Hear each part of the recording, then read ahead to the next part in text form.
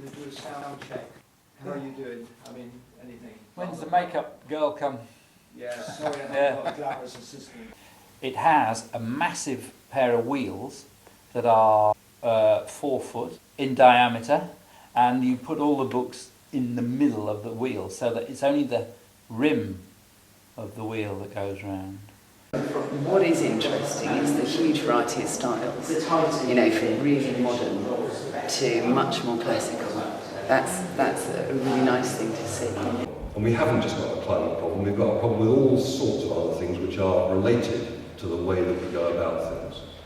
There's a difference between this chair and that chair. The far chair is that there's about a third of the production cost in it.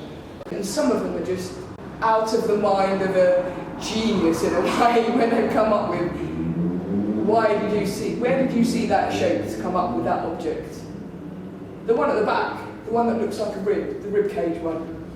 Where did they come up with it? Where were you when you came up with this idea then? When you take a pack of veneers and bend them, you can bend them around a two-dimensional shape. If you twist them, then you're moving into a third dimension. As you may imagine, they of course then tend to want to fan out. But actually, if you get the angles right, they stay as a pack.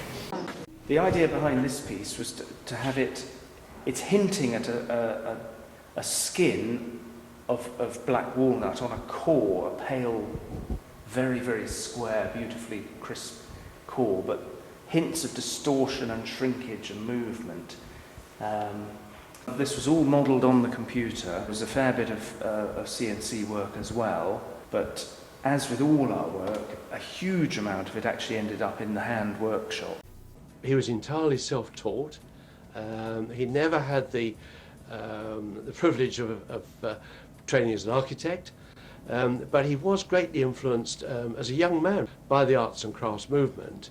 With this chair I used flat plywood where I created different shapes in the flat, but if you can see how when they're brought together into a three-dimensional form, they actually suit the shape of the back, and that's what I was trying to capture using the dressmaking theme to follow the contours of the body. I think it rocks. What do you think of the exhibition generally? I think that is really a work of art. Absolutely love it. And it's comfortable. Really comfortable. One of the things I like about this table is that it's a circle, but instead of using what I call a diffused grain, like a burr, you've used a linear grain, and it's a piece of oak that goes straight the way through. I think now there are a lot more women coming through in woodwork. You know, the whole educational system has embraced it, and also the industry itself. Now, the Western Burt annual event gives the public an opportunity to see traditional furniture making techniques such as steam bending. Well, they're learning manual skills, and they're learning an important part of our heritage, which is a man's relationship with the woodlands. You know, when you telephoned me, what was the actual beading that you, or the reed? This is the beading we were talking about, which is a very typical feature of Alan's work. Brilliant. And then it's repeated on the back edge here.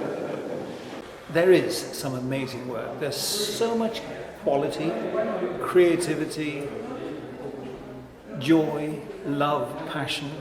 It's a fantastic representation of what is going on in the field today. It's come around again to be an exciting time to be a designer craftsman or designer artist, or in working in wood, however you want to put it.